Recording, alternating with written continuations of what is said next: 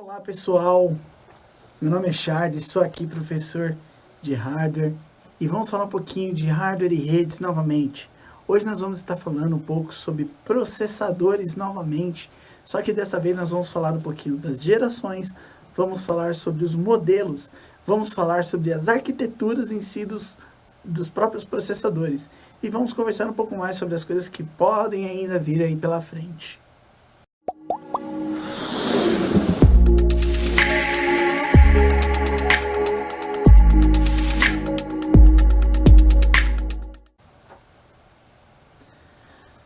Bom, falando sobre processadores, a gente tem que começar a entender um pouco como que tudo isso começou. Os primeiros processadores que eles saíram, eles não eram os processadores como nós conhecemos hoje em dia. Aquele que é quadradinho, com pinos, isso mudou com o passar dos anos, tá? Antigamente, os processadores eram muito parecidos com circuitos integrados, ou como conhecidos CIs. Esses processadores eram um pouquinho mais lentos, tá? Porém, ele tinha muita coisa que agregava ao computador. Ele fazia o computador trabalhar de uma forma muito mais rápida. E isso fez com que os computadores fizessem toda uma mudança de acesso. Em 1978 foi quando saiu o primeiro processador de sistema integrado, que foi feito pela Intel. Já em 1982, saiu o segundo modelo da Intel, que ele era chamado de 802.86, ou como muitos conheciam, o 286. Ele era muito usado nos computadores de antigamente. Ali pela década de 80, começo da década de 90, era muito utilizado. Já na década aí de 85, saíram os primeiros modelos do 386. O que era esse processador 386? Era um modelo muito famoso e conhecido na época. Ele era muito conhecido por usar um grande computador, que foi um dos primeiros sistemas operacionais, que era o modelo DOS. O DOS era utilizado pelo 386, muito utilizado principalmente por empresas. Foi aí que em 1989 saiu o primeiro modelo da Intel, chamado 486. O 486, também conhecido bastante na época dos anos 90, que foi quando saíram as primeiras versões do Windows, como o Windows 95, o Windows 98, eles já usavam essa arquitetura 486. Já no ano de 93 saiu o primeiro, que era muito conhecido como Intel Pentium. A primeira versão do Pentium. A primeira versão do Pentium que foi usada, ele já era aquele modelo quadradinho, bonitinho, que muitas pessoas já conhecem hoje em dia. Porém, ele tinha uma coisa diferente. Ele era com vários pinos no modelo de baixo. Esses pinos que existiam no modelo de baixo eram muito sensíveis ao toque. Se você entortasse apenas um desses pininhos, o que ia acontecer? Aquele processador não funcionava mais. Então tinha que ter muito cuidado com os pinos que existiam naquele processador. Logo depois veio em 1997, já em 1998 veio o primeiro processador Intel Pentium 2. O Pentium 2, a princípio, ele não veio com aquela cara que muitos já conheciam, que era quadradinho, cheio de pinos embaixo. Ele veio de uma forma muito diferente. Ele veio como se fosse um slot de memória. Para quem jogava ou era nascido na época, vão se lembrar dos cartuchos que eram usados antigamente. Ele tinha o mesmo modelo dos cartuchos. E você encaixava ele na placa-mãe, fazendo assim com que ele trabalhasse de uma forma muito mais rápida, e ele tinha uma taxa de transferência mais rápida que os outros processadores. Já em 1997 ainda, saem os primeiros modelos de uma empresa chamada AMD. O que é AMD? É uma outra empresa de fabricante de processadores, assim como a Intel. Só que o que acontece? Muitas pessoas preferiam usar o AMD pelo motivo dela ser mais rápida. E a Intel tinha esse déficit de ser um pouquinho mais lento. Só que uma coisa não supria a outra. Por quê? Por mais que a AMD fosse um pouco mais rápido, ela tinha a questão que ela esquentava um pouco mais que os da AMD. O AMD esquentava um pouco mais que o da Intel. Isso fazia com que as coisas mudassem um pouco o sentido. Hoje, se vocês forem ver, as pessoas que usam o AMD são as pessoas que preferem para jogos, por ele ser mais rápido. O primeiro modelo da AMD que saiu foi o modelo K2. E assim, posteriormente, veio o K3 até o modelo K6, que foi os últimos que saíram, as versões da AMD da versão K. Já em 1999, saiu o primeiro modelo do Pentium 3. O que era o Pentium 3? O Pentium 3 foi o primeiro modelo de sistema, tá, para o processador com pinos, totalmente diferenciado. Ele tinha um chip e ele fazia com que trabalhasse mais rápido. Ele já saiu para as primeiras versões, o Windows 98 ou até mesmo o Windows XP, que era muito utilizado na época.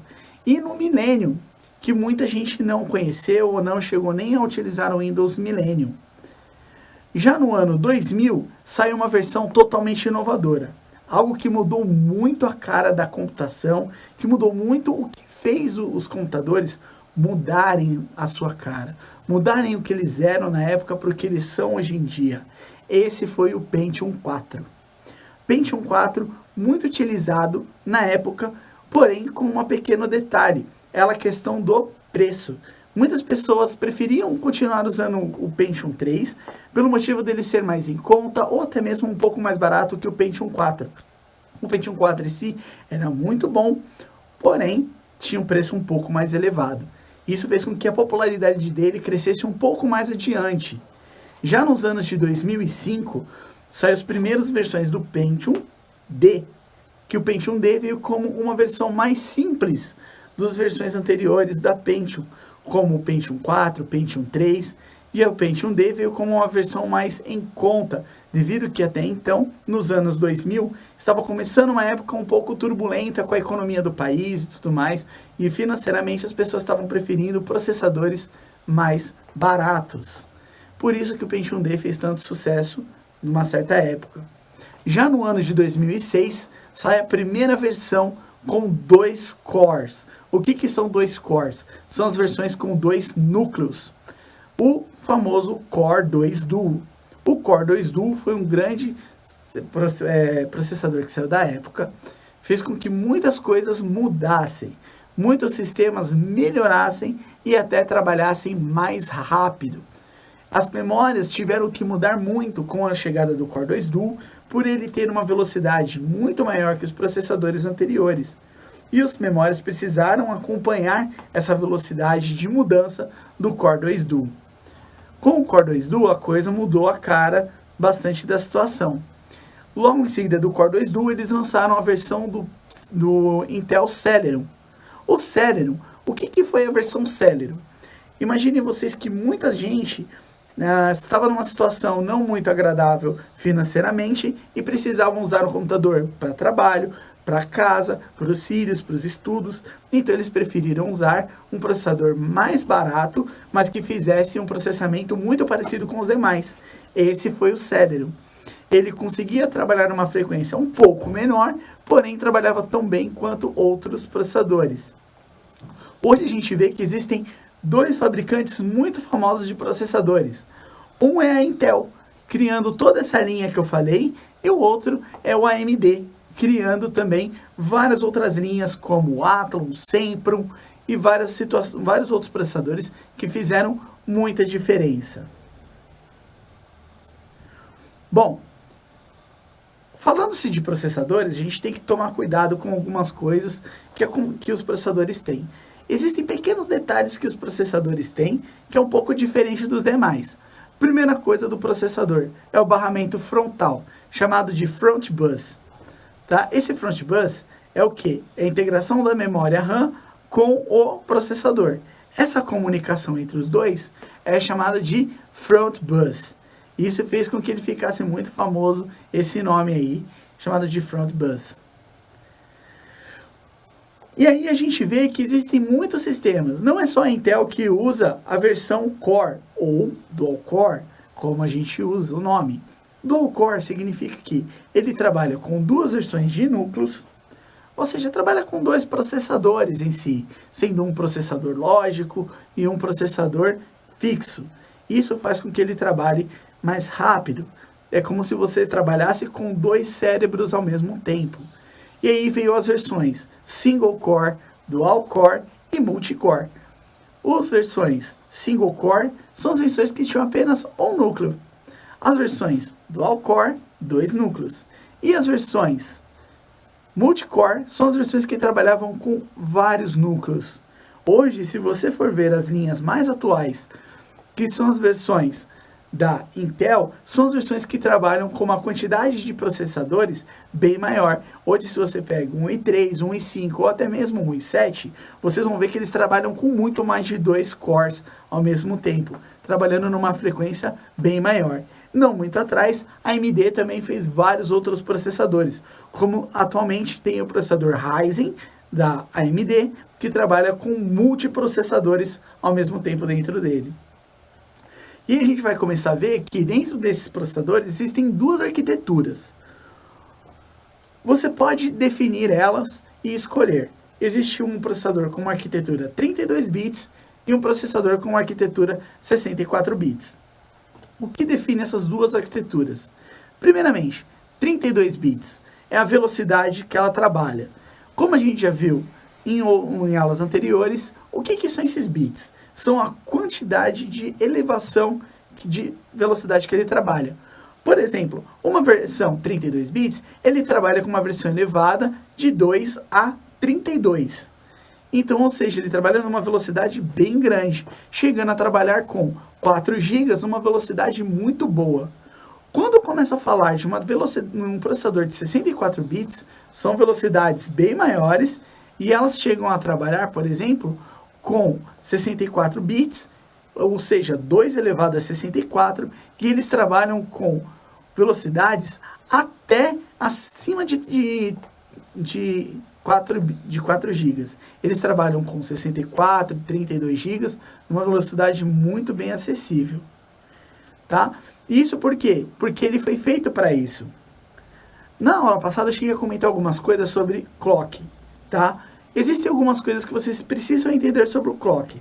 Quando você vai fazer o clock no processador, existem dois tipos. Um chamado de overclock. O que são os overclocks? Imagine você trabalhar com um processador numa velocidade 5 vezes mais rápido. Será que ele vai esquentar mais? É uma coisa que você tem que pensar. Sim, ele vai esquentar muito mais. Quando eu faço que eu vou fazer um underclock, eu estou diminuindo a velocidade do meu processador para que ele trabalhe muito mais reduzido. Porém, ele vai fazer com que trabalhe de uma forma melhor. Só que, quanto mais eu acelero o meu processador, maior vai ter que ser o meu trabalho com resfriamento dentro dele. Então, quando eu faço um overclock ou um underclock, provavelmente eu vou ter que mexer na resfriação do meu computador. Tá? Dentro do meu processador eu tenho uma coisa chamada registradores. O que são esses registradores? Esses registradores são como que as informações vão ser armazenadas lá dentro.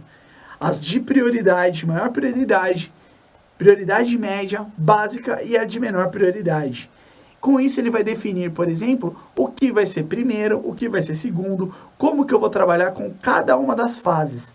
Então, ou seja, se eu trabalho com uma alta prioridade, média ou baixa prioridade no meu sistema. Gente, a gente viu hoje muitas coisas sobre processadores. A gente viu, por exemplo, como eles funcionam, como que é a velocidade de cada um deles, se eles trabalham numa velocidade boa, se eles trabalham numa velocidade reduzida, ou seja, qual a velocidade que eles trabalham. Se há necessidade de eu fazer um overclock, se há necessidade de eu fazer um underclock no meu processador, isso vai de cada um de vocês. Vocês definem isso de acordo com a necessidade. Muitos usam o overclock para jogos, mas nem sempre é necessário. Lembre-se sempre disso. Se você fizer um overclock e não mexer, por exemplo, na refrigeração do seu processador, você pode ter um problema muito grave com ele e acabar queimando o seu processador. E você pode acabar tendo um problema financeiro muito maior. Espero que todos tenham gostado da aula. Qualquer dúvida, coloquem aqui abaixo. O professor vai estar respondendo as dúvidas de vocês. Tenham uma boa semana e bons estudos. Pessoal, espero que tenham gostado das aulas. Qualquer dúvida, pode colocar nos comentários aqui embaixo. Não esqueçam de fazer as atividades. Bons estudos, até a próxima aula.